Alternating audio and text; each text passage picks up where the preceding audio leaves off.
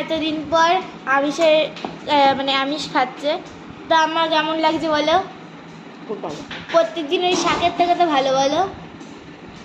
হ্যাঁ ওই প্রত্যেকদিন যে শাক খেতে ওই শাকের থেকে তো ভালো। না, শাক ভালো।